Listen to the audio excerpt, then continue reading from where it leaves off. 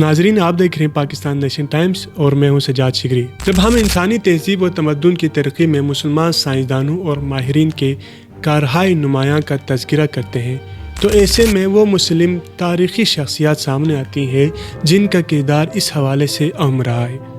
سعودی magazine الرجل میں شائع مضمون کے مطابق تاریخی کتب میں ان مسلم شخصیات کے حوالے سے کافی مواد موجود ہے جنہوں نے جنگوں اور امن کے زمانے میں اچھے کام کیے اور معاشرے کی فلاح کی اہم منصوبوں پر بھرپور توجہ دی۔ معاشرے کے مختلف شعبوں میں ان ممتاز مسلم سکالرز کی تعداد بہت زیادہ ہے جن کا کردار اہم رہا ہے۔ تقریباً کوئی میدان ایسا نہیں رہا جس میں عرب مسلمان سکالرز پیش نہ رہے۔ خاص طور پر اسلامی خلافت کے سنہرے دور میں عوام کے تبادلے کی تحریک عام تھی اور اسلامی تہذیب دنیا بھر میں ثقافت اور سائنس کا مرکز تھی۔ عباسی دور اسلامی تہذیب کی بالادستی اور دنیا میں اس کی مرکزیت کا عروج تھا۔ ان میں سب سے پہلے جن کا نام آتا ہے وہ ہے جابر بن حیان۔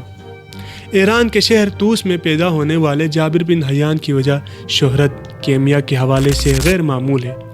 اس حوالے سے انہیں ابو الکیمیا یعنی کیمیا کا بانی کہا جاتا ہے۔ اس کے بعد جس کا نام آتا ہے وہ ہے الحسن بن ہیثم۔ حسن بن الہیثم کے نظریات آج بھی ہمیں جدید دور میں بہت سے ایجادات کا مرکز ہے۔ ان کے کیے گئے تجربات طریقے آج بھی سند کا درجہ رکھتے۔ محمد الکرخی اس کے بعد نام آتا ہے۔ فارس میں پیدا ہونے والے ان نابغہ روزگار سائنسدان نے الجبرا اور جیومیٹری میں اہم کردار ادا کیا۔ اس کے بعد آتا ہے محمد بن موسیٰ الخوارزمی۔ انسانی تاریخ کے سب سے بڑے اور اہم سائنسدانوں میں ان کا نام شمار ہوتا ہے، جو عرب ہند الجبرا کے تصورات کو یورپی ریاضی میں متعارف کرانے کے لیے مشہور ہے۔ اس کے بعد مسلم سائنسدان میں جس کا نام آتا ہے وہ ہے ابو بکر الرازی۔ فلسفہ اور طب میں انہوں نے مثالی کارہائے نمایاں انجام دیے، جس کی وجہ سے سائنسی خدمات کے حوالے سے انہیں عرب اور اسلامی تاریخ میں نمایاں سکالرز میں ان کا شمار کیا جاتا ہے۔ اس کے بعد ابو القاسم الزہراوی۔ جرأت اور امراض چشم کے حوالے سے ابو القاسم الزہراوی کی خدمات نمایاں ہیں۔ انہوں نے طب میں مہارت حاصل کی اور اس میدان میں دنیا کی اہم نظریات پیش کی۔ جراحت کے حوالے سے کتاب لکھی جس میں سرجری اور امراض چشم کے بارے میں اہم معلومات موجود تھی۔ اس کے علاوہ انہوں نے آلات جراحی کی بھی معلومات دی۔ اس کے بعد آتا ہے ابن سینا۔ ابن سینا ویسے بھی بہت مشہور ہے لیکن طب کے حوالے سے ابن سینا کا درجہ بابائے طب کا ہے۔ علاوہ ازیں قدرتی علوم، ریاضی، مابعد الطبیعیات اور منطق میں ان کے مہارت کا ثانی نہیں۔ اس کے بعد آتا ہے ابن النفیس۔ ابن النفیس ایک مشہور طبی سائنسدان ہے۔ انہوں نے اس حوالے سے متعدد کتب تصنیف کیے جو طب کی تاریخ میں انتہائی اہم ہے، جن میں انسانی جسم کے مظاہر کی تفصیلی وضاحت کی گئی ہے۔ خاص طور پر پرنظام تنفس پر انہیں مثالی خدمات انجام دی ہے۔